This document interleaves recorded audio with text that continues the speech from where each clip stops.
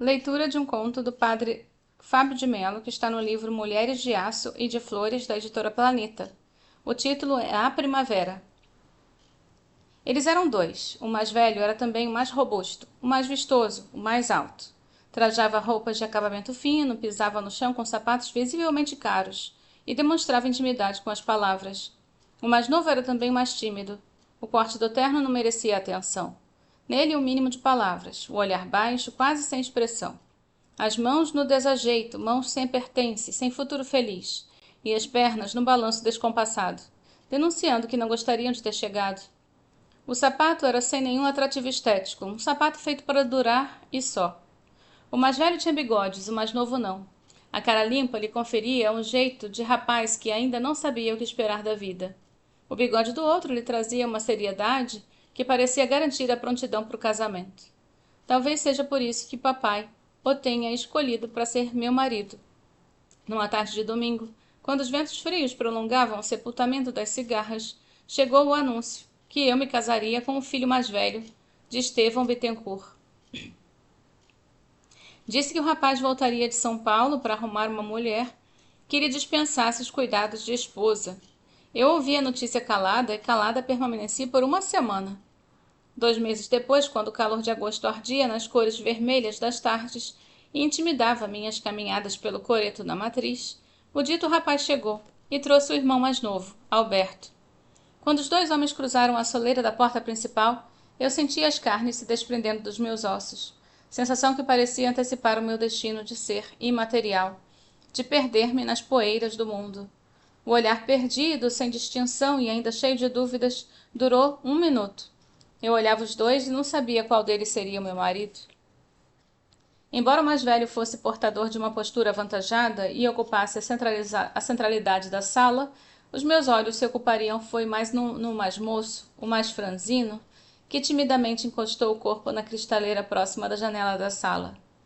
O sorriso do mais velho falou no mesmo instante que as palavras do meu pai. Os meus olhos, porém, estavam perdidos em Alberto, que ao seu modo também me olhava. Um olhar quase triste, assustado, como se percebesse a fatalidade que parecia ter um início ali.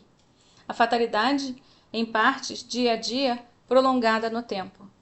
O mais alto dirigiu-se até mim e gentilmente beijou minha mão.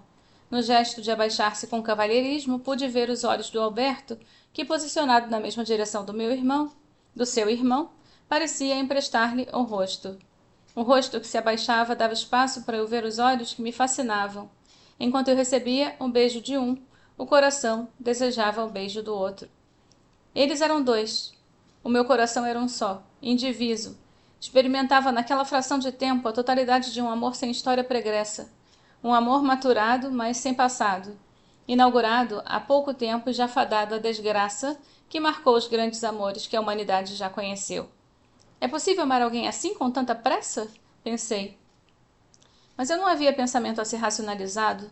O que havia era frio na espinha e anunciando que a vida era eterna naquele instante. O que havia era o coração descompassado querendo pular do peito, pronto para morrer de tanto amar. Naquela noite o mais velho oficializou o pedido ao meu pai. E enquanto os cumprimentos de gratulações aconteciam, pude perceber a enfermidade nos lábios de Alberto. Dele nenhuma palavra se ouviu, entrou mudo, calado saiu, e eu também não disse nada. Os dias se passaram, acumularam-se os meses, com regularidade o irmão mais velho vinha cortejar-me, cumpria-se a obrigação do namoro. O tempo reservado ao conhecimento que nos autoriza o passo definitivo. Não houve conhecimento algum, apenas a dor de saber-me só. Um beijo de chegada e outro de despedida, um beijo sem alma, sem profundidade.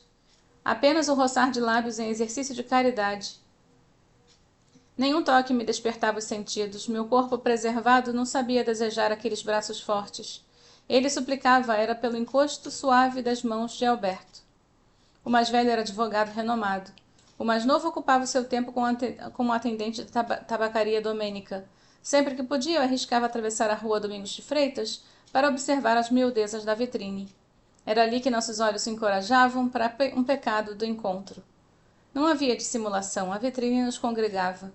Era como se ele tivesse o poder de nos proteger da culpa. Não havia palavras, dizíamos tudo com os olhos. Eu pedia perdão por não ter coragem de enfrentar meu pai. Ele perdoava. Ele pedia que eu compreendesse sua incapacidade de trair o irmão, e eu compreendia. Eu jurava amá-lo até o fim dos meus dias e ele confirmava o juramento. Numa manhã de sexta-feira, dia em que a alma parece querer mais que o comum de todos os dias, Alberto surpreendeu-me com um gesto quase cheio de voz.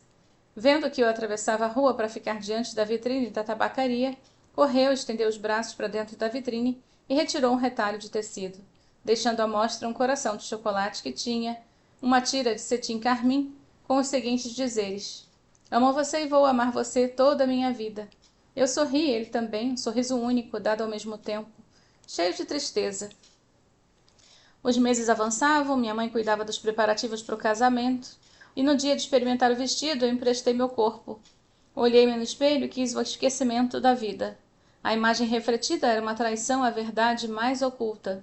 Eu por fora vestida de branco, pronta para altar e suas festividades, mas por dentro viúva, mergulhada no descontentamento de ser sepultado o homem que amava, mesmo antes dele morrer. Eu queria a condenação pública, o suplício das penitências, a culpa do assassinato premeditado, o cárcere, a comida amanhecida, o frio da cela, o desprezo de todos. Quando setembro alvoreceu e demonstrou seu poder de florir a terra árida, quando o alarido das cigarras anunciava a despudorada busca pelo amor, eu coloquei a grinalda na cabeça e adentrei a matriz de Santana dos Cristais. O dia era triste, tal qual a terra árida que a primavera teimava em florescer.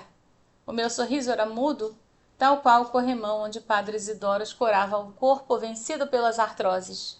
Havia uma atitude vergonhosa se concretizando em mim. Um passo incerto e absolutamente contraditório às razões mais ocultas do coração conduziram-me aos braços do filho mais velho de Estevão Bittencourt. Quem me dera extrair coragem, a mesma que convencia a terra árida a deixar colmar de cores e unir meu canto no canto das cigarras ressurretas para gritar em alto e bom som que meu coração já tinha dono, e que eu gostaria de trocar a grandeza do filho mais velho pela fraqueza do mais moço. Haveria algum problema para o meu pai? Só trocaria um pelo outro, eu me casaria do mesmo jeito, as consequências saberia vivê-las com imensa felicidade. A vida simples, a casa de aluguel, a necessidade de trabalhar para ajudar Alberto com as despesas, 2 ou 3 mudas de roupa, as mãos grossas, o cansaço do fim do dia. A vida e só. O amor completa os espaços, supre a carência, suplanta os temores. Mas a coragem não veio.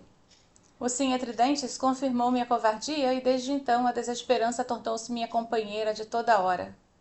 Na segunda-feira, quando os últimos convidados retornaram às suas origens, eu recebi a notícia que Alberto fizera suas malas para acompanhar seu tio Jordano Bittencourt, proprietário de grande quantidade de terras em Rondônia. Não houve tempo para despedidas, apenas a notícia impressa em poucas palavras em um bilhete que dizia: será mais fácil assim. Mas não foi. Os dias passavam por mim, com seu poder de demorar mais que o comum. Os primeiros meses, distante de Alberto, mediam anos e anos. O choro silencioso, abafado nos travesseiros, era um ritual que eu cumpria diariamente. Os anos se passaram, 25 primaveras floriram religiosamente. Os outonos e invernos cumpriam o destino de sepultar as cigarras. Vez ou outra, meu coração sepultado e sem esperança na primavera, sofria das mesmas angústias do tempo da mocidade. Alberto nunca mais voltara a Santana dos Cristais. Nunca soube nada do seu paradeiro. O meu marido nunca desconfiou das tristezas do meu coração. Consolou-se da convicção de que havia se casado com uma mulher triste. Uma cigarra sepultada e sem canto. Guardei meu segredo debaixo das terras ressequidas do meu coração e resolvi esperar pela absolvição que nunca veio. Quando setembro começava a mostrar seus primeiros sinais de a terra venceria mais uma vez os castigos do inverno, quando a ciranda do tempo acenava para a chegada da estação das flores, o meu marido recebeu a notícia que há mais de 5 anos Jordano Bittencourt, seu tio, havia morrido, vítima de uma febre misteriosa, e não deixara herdeiros. Solteiro, dividia a vida e os trabalhos com o sobrinho Alberto. O motivo da notícia não era comunicar a morte do tio, mas sim a enfermidade do irmão mais novo. Sozinho naquelas terras, Alberto estava tuberculoso e sem ninguém para lhe dispensasse cuidados. Era o único irmão. Com os pais já falecidos, restava o meu marido, a responsabilidade de tomar as devidas providências. Numa daquelas tardes de primavera prenunciada, olhou-me com receio e perguntou-me se eu me importaria em ajudar a cuidar do seu irmão mais novo. Com o coração batendo na boca e sem nenhuma condição de falar, limitei-me a responder sem palavras. Quando amanheceu no dia 22 de setembro, data que marcava o início da primavera, o carro vindo de tão longe parou à porta da minha casa. Um ruído seco de malas de couro era a trilha que acompanhava a cena. Eu, de pé, parada à janela principal e com o rosto entre as cortinas, procurei enxergar o que o coração viu a vida inteira, mesmo na ausência. Alberto estava ainda mais franzino. O rosto envelhecido conservava o aspecto do menino solitário. O terno simples, os sapatos sem luxo e o chapéu reservado para as ocasiões conferiam-lhe a mesma simplicidade que acelerou mais o coração naquela tarde tão distante no tempo. O meu homem estava ali, à soleira da minha porta, como se a vida repetisse naquele instante o passado, chegando ao lado do seu irmão, o filho mais velho de Estevão Bittencourt, o filho que ainda era o mais vistoso, robusto e tão cheio de vantagens sobre o mais moço. A porta foi reaberta no mesmo instante em que reabri meu coração. Alberto me olhou sem medo. A enfermidade e a iminência da morte pareciam-lhe revestir de coragem. Um olhar sem pressa, profundo, como se quisesse reconhecer um território antigo e de preciosas esperanças. Eu firmei meus olhos nos seus, o primeiro olhar sem a vitrine entre nós. Um olhar demorado, como se quiséssemos recolher, no tempo passado, as manhãs amanhecidas na distância, os filhos não fecundados, os beijos renunciados e as palavras que nunca foram pronunciadas. Um olhar que parecia escancarar o túmulo onde sepultei minha alegria. E depois do olhar, o sorriso. O único depois daquela manhã de sexta-feira, quando a vitrine ainda encorajava o amor oculto proibido, um sorriso autorizado pelo tempo e pela distância. Segurei Alberto pela mão, disse que era bom recebê-lo em minha casa, e sua resposta foi um sorriso tímido, molhado com lágrimas silenciosamente, que meu marido não viu. A necessidade do repouso fez com que Alberto passasse os dias sem sair de casa. Ficava na sala comigo. Eu bordava enquanto ele me contava os detalhes da vida vivida na solidão de Rondônia. Meu marido trabalhava, nunca houve um desrespeito entre nós. Sabíamos que não tínhamos o direito de ultrapassar os limites das palavras.